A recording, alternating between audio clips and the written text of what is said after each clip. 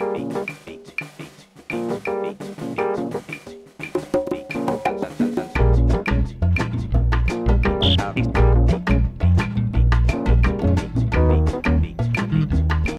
le cosplay, c'était en 2010 à Japan Expo, la première Japan Expo.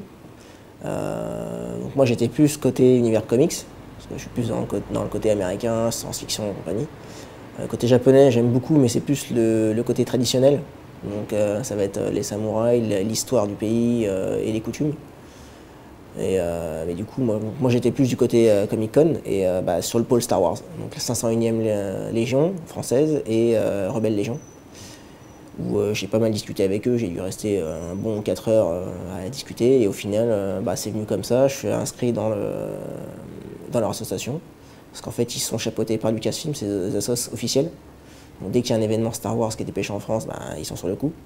Et du coup, je me suis lancé là-dedans, je fais allez hop, j'ai acheté à la base un costume officiel Jedi, donc Obi-Wan. C'est vrai que j'ai pas mal de facilité du fait de ma formation à la base. Je suis tourné en fraiseur, donc conception, fabrication, vas-y, c'est pas de problème. J'ai gravité un peu partout et le fait de connaître des gens qui sont dans le milieu depuis 5-10 ans, tu te rends compte que en fait, t'es pas tout seul, il y a une communauté énorme, surtout en France, on est pas mal, et que t'as des gens qui tendent à faire ça un peu en professionnalisme en fait, plus dans le cadre, voilà, je fais du cosplay pour m'éclater, mais si je peux en faire entre guillemets un métier ou des animations pour des firmes ou autres, c'est nos problèmes quoi.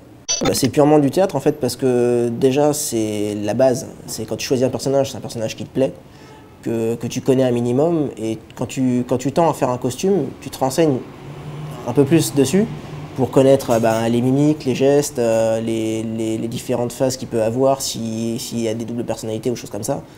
Et le fait de te dire, voilà, je fais le costume, ok, mais il y a tout le roleplay qui va derrière. D'ailleurs, cosplay, l'anagramme de costume et playing, donc c'est tout de suite, en fait c'est du théâtre.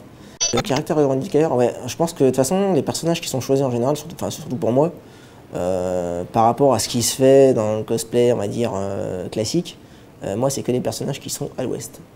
Ça va être par exemple le maître des clés dans Ghostbusters, ça va être Ace Ventura en tutu quand il est dans l'hôpital psychiatrique, donc ça va être des personnages complètement décalés et qui vont pas être, on va dire, dans la norme de ce que fait tout le monde.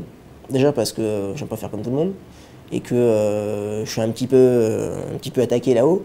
Donc je prends vraiment des personnages qui ont un trait de caractère qui me définit un peu, et sur des trucs où je sais que je vais être dedans, je vais m'éclater et ça va carrément être dans le personnage quoi.